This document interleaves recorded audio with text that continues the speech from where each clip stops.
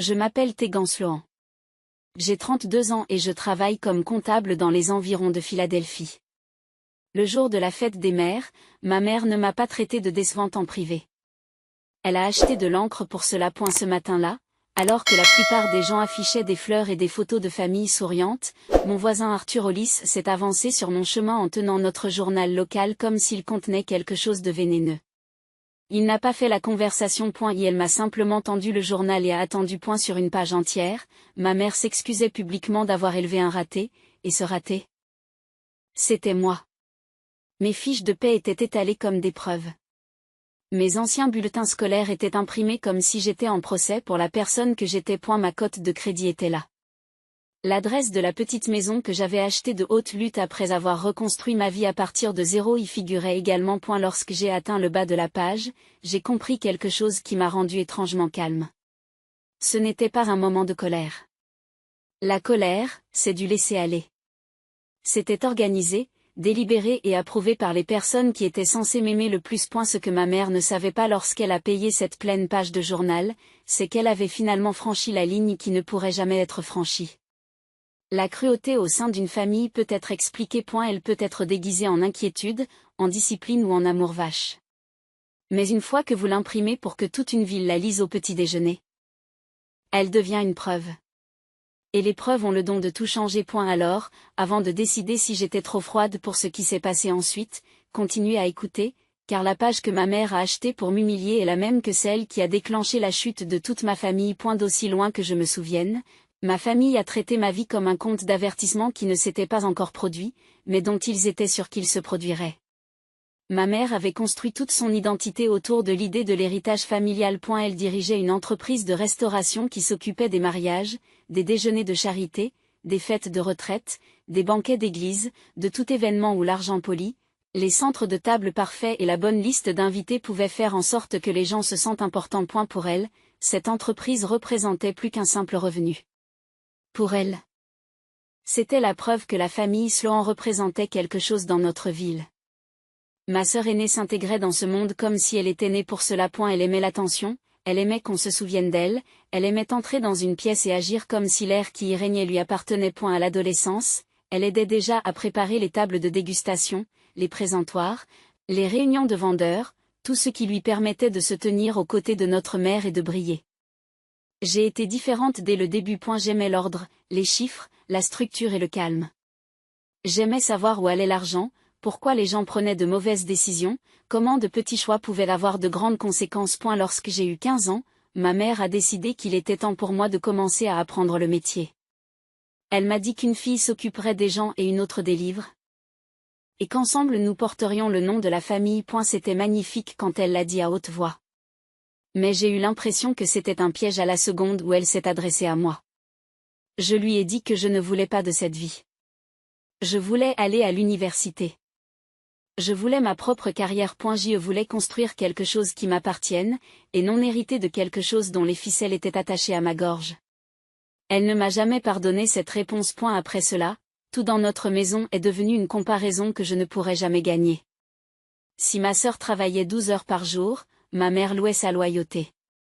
Si je restais à étudier, on m'accusait de me montrer supérieure. Et si ma sœur faisait sourire les gens, on la disait chaleureuse et douée. Si je me tenais à l'écart, j'étais froide, difficile et ingrate. Mon père n'a presque jamais commencé les attaques, mais il ne les a jamais arrêtées non plus. Et elle restait assis pendant le dîner. Hochait la tête au bon moment, riait lorsque ma mère faisait de petits commentaires sur mon avenir et traitait le silence comme de l'innocence. Lorsque je suis partie à l'université, ma mère s'est comportée comme si j'avais déserté la famille pendant une guerre. Lorsque j'ai obtenu mon diplôme de comptabilité, elle a dit que c'était un bout de papier qui m'avait appris à compter l'argent des autres tout en tournant le dos à mon propre sang. Lorsque mon mariage s'est effondré dans ma vingtaine, elle n'a pas dit qu'elle était désolée.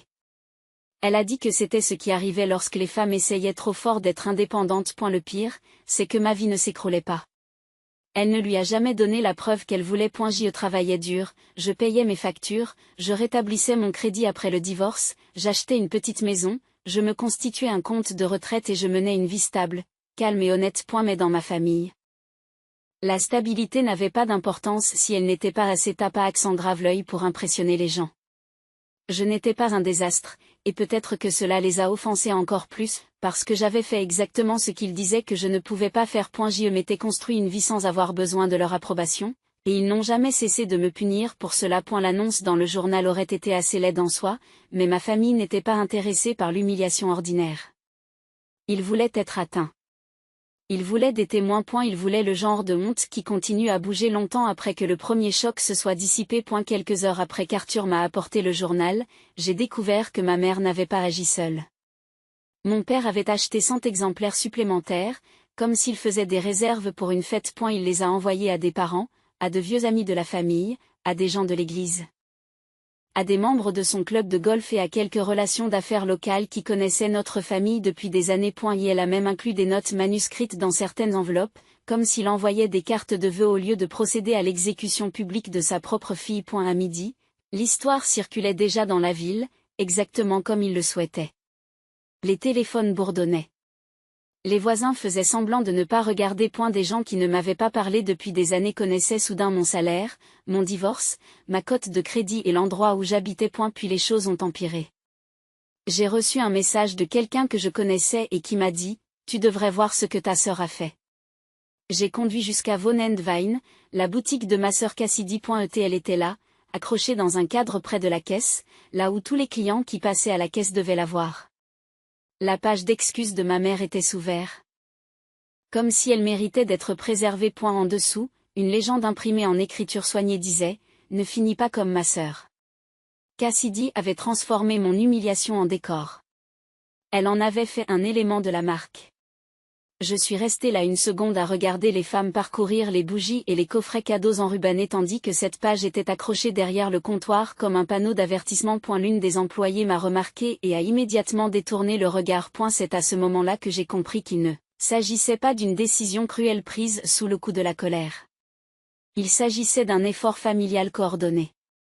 Ma mère a écrit la plaie, mon père l'a distribuée et ma sœur l'a exposée comme un trophée. Lorsque je suis retournée à ma voiture, j'avais 3 appels manqués de numéros que je ne reconnaissais pas. Et un courriel du travail me demandant de passer au bureau de mon supérieur le lendemain matin. Ma famille n'avait pas seulement essayé de m'embarrasser en public. Elle avait poussé ma vie privée jusqu'à mon travail, ma sécurité et tous les recoins de la ville où j'avais passé des années à essayer de survivre discrètement. Pour la première fois, j'ai cessé de me demander comment ils avaient pu me faire ça. J'ai commencé à me poser une meilleure question. Combien avait-il à perdre une fois que tout le monde aurait vu qui ils étaient vraiment? Le lendemain matin, je suis entrée dans le bureau en m'attendant à de la pitié, à un jugement ou à l'une de ces conversations d'entreprise prudente où les gens font semblant d'être gentils tout en décidant discrètement que vous êtes désormais un handicap. A eu lieu de cela, Pamela Sutton a fermé la porte de son bureau, a fait glisser une grande enveloppe sur son bureau et m'a dit: j'ai pensé que vous devriez voir exactement ce qui a été envoyé ici.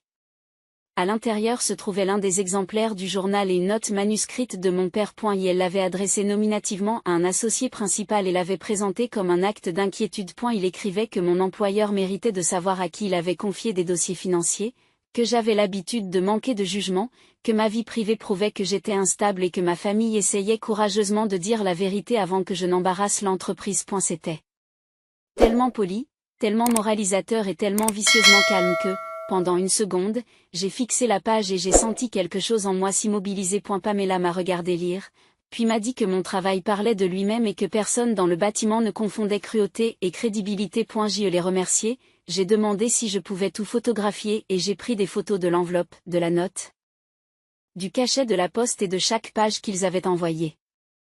Je l'ai fait avec soin, de la même manière que je documentais les écarts financiers ou les déclarations irrégulières. Lorsque j'ai eu terminé, je ne réagissais plus comme une fille. Je pensais comme une comptable. Les preuves comptaient. Le timing comptait. Les schémas étaient importants.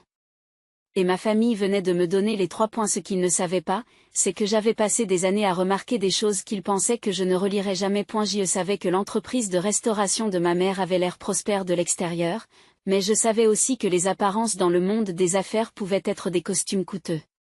Sans cette cuisine, elle ne pouvait pas légalement préparer le volume qui permettait à son entreprise de survivre. Je savais aussi que la propriété se trouvait dans une zone de réaménagement et que le propriétaire avait été poussé à vendre. Le magasin de ma sœur avait l'air charmant et animé, Mais je savais qu'une grande partie de ses revenus provenait de 3 entreprises clientes qui passaient des commandes saisonnières répétées suffisamment importantes pour que le reste du magasin ait l'air plus solide qu'il ne l'était en réalité.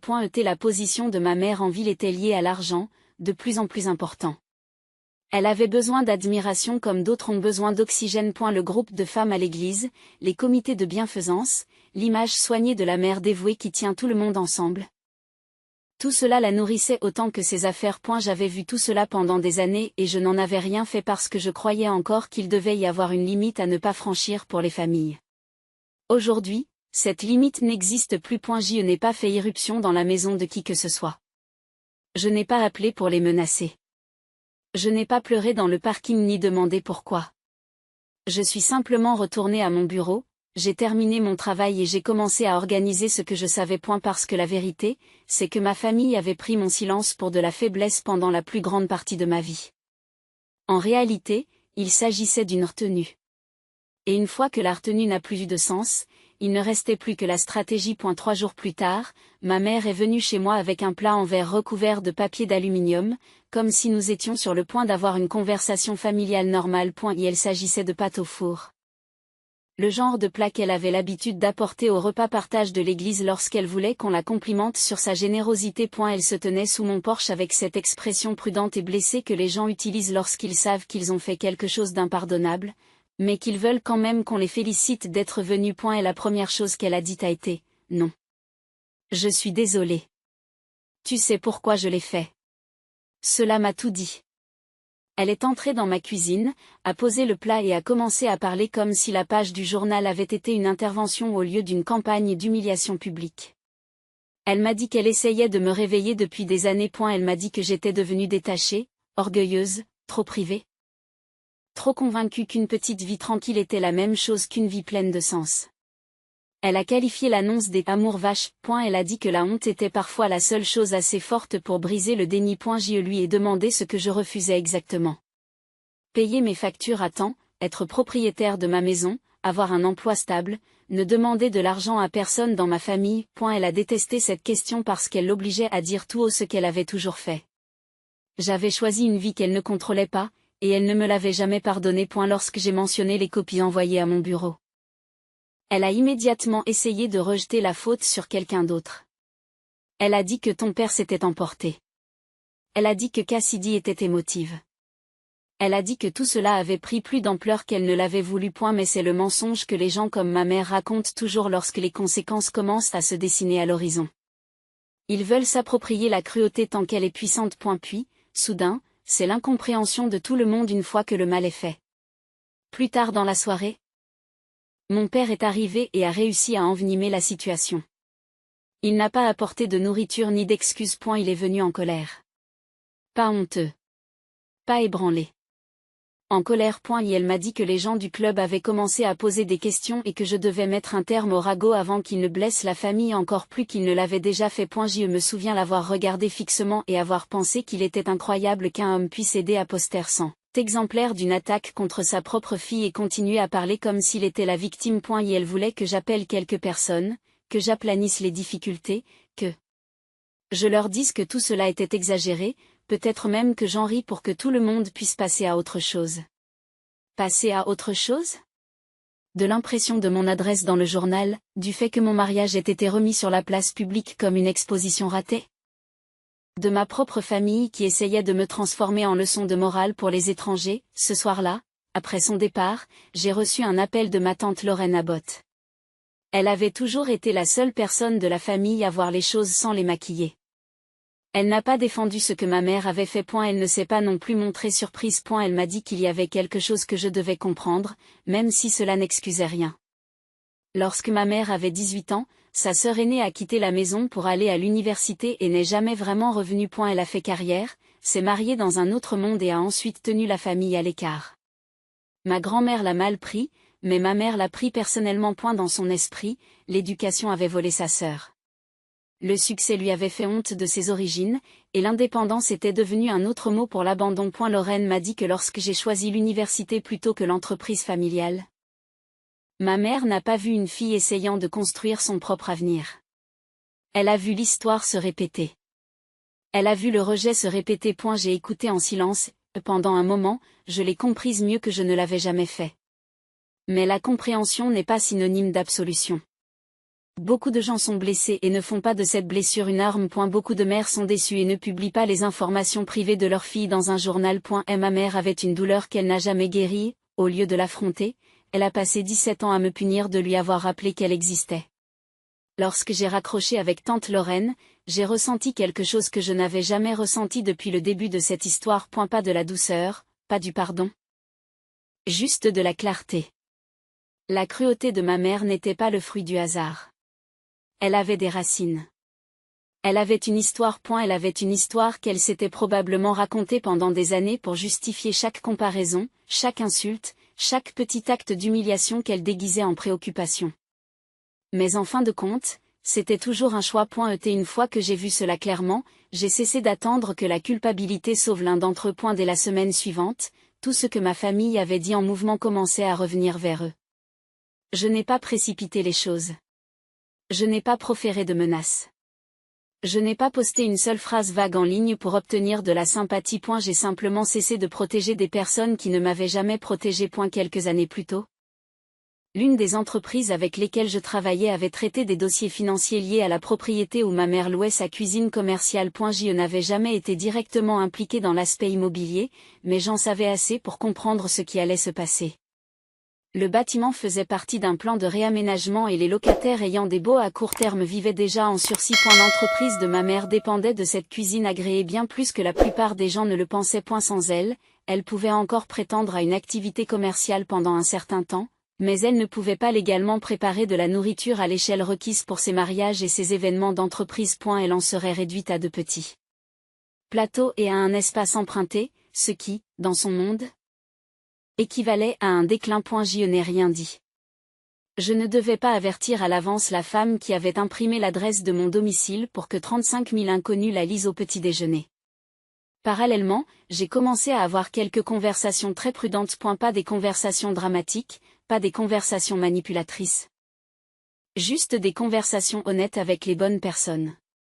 L'une d'entre elles a eu lieu avec un ancien client qui me connaissait depuis assez longtemps pour avoir confiance en mon jugement. Une autre avec une personne dont l'entreprise avait commandé des paquets cadeaux de marque au magasin de Cassidy chaque année pendant les fêtes de fin d'année. Je n'ai jamais demandé à quiconque de punir ma famille.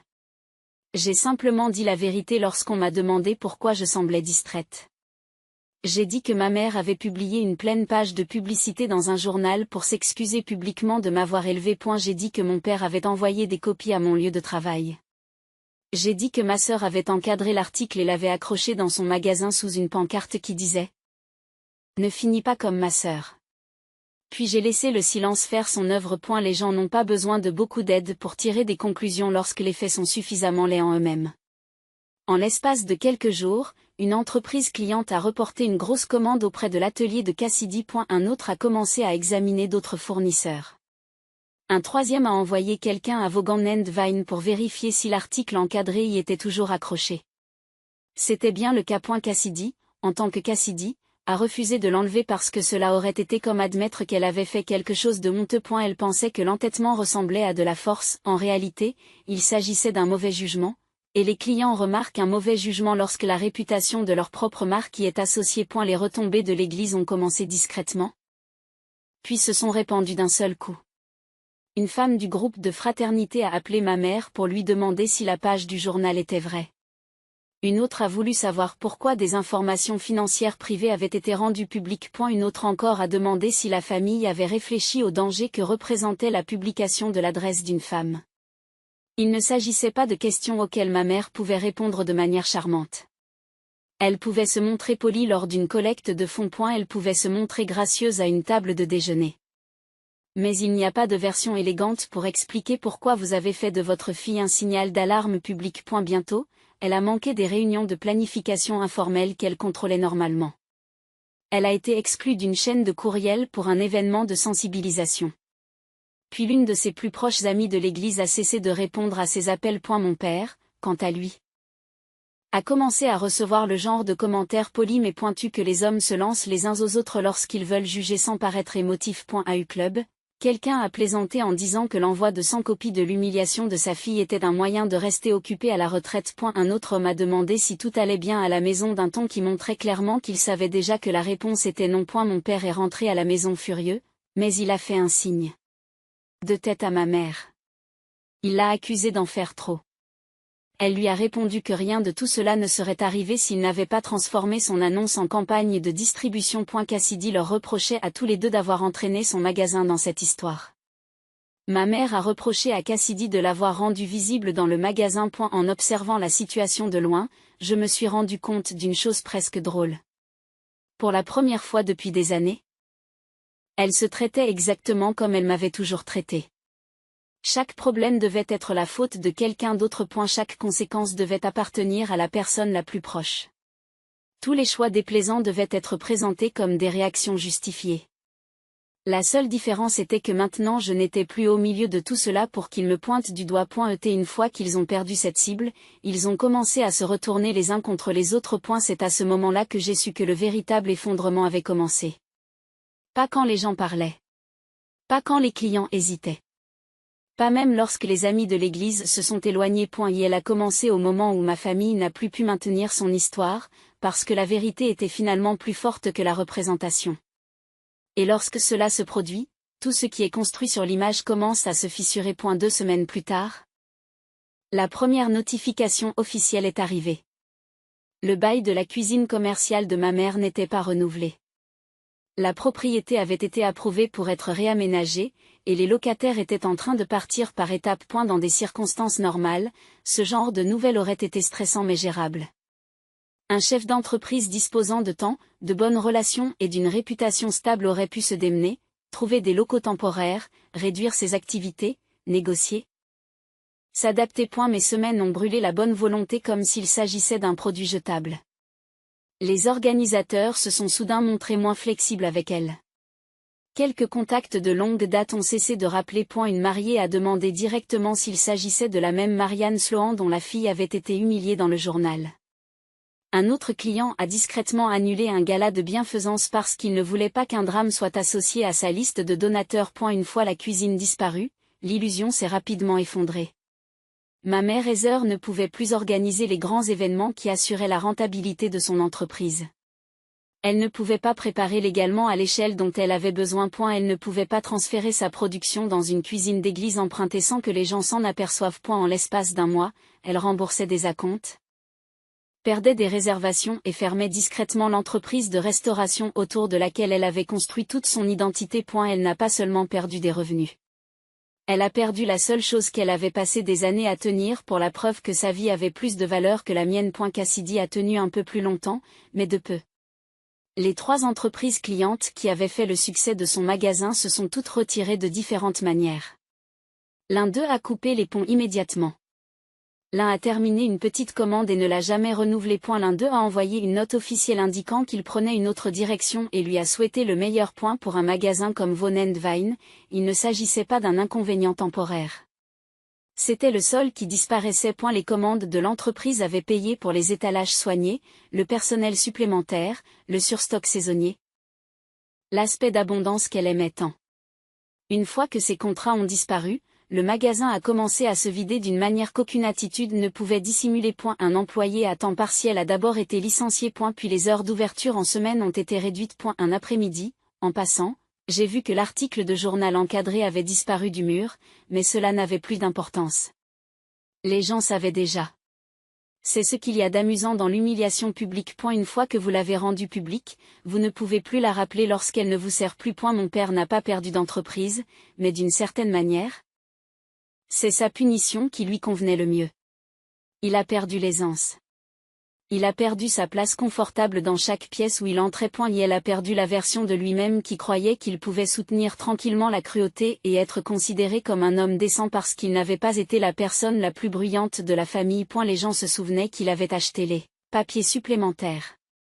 Les gens se souvenaient qu'il les avait envoyés par la poste. Les gens se sont souvenus des petites notes manuscrites soignées, de la façon dont il avait essayé de transformer la méchanceté en préoccupation civique. Les hommes du club ont cessé de lui donner des tapes dans le dos. Les conversations avec les voisins devinrent plus courtes. Les invitations se sont taries. Il n'a pas été chassé d'un coup de baguette magique. Il n'était tout simplement plus traité comme un homme que l'on respectait point pour quelqu'un comme mon père.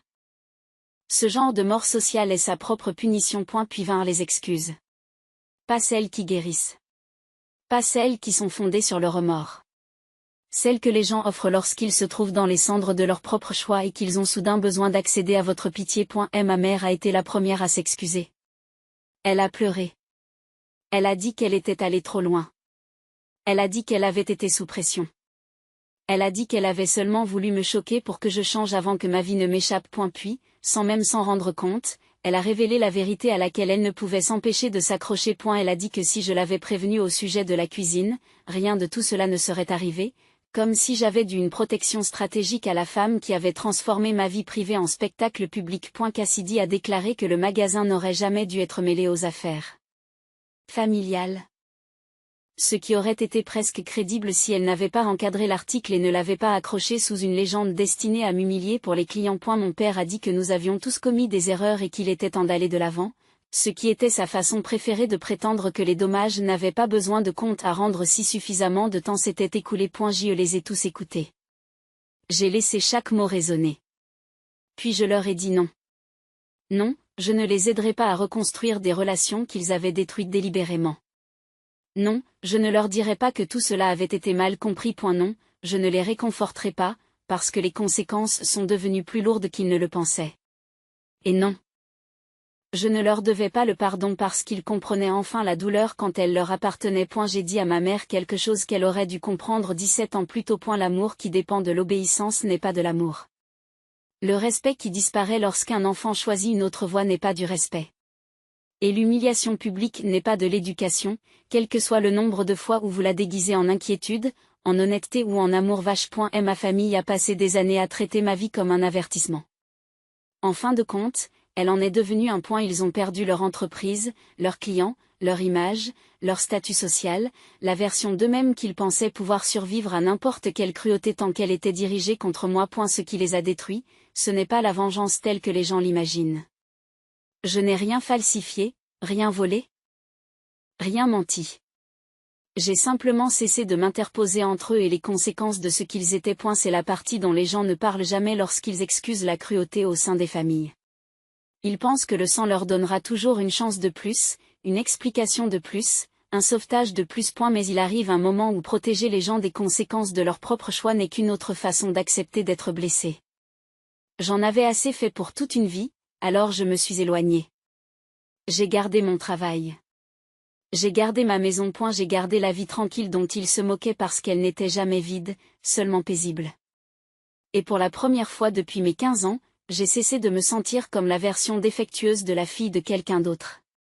Je suis devenue exactement celle que je m'étais battue pour être. S'il y a une leçon à tirer de ce qui s'est passé, c'est bien celle-ci.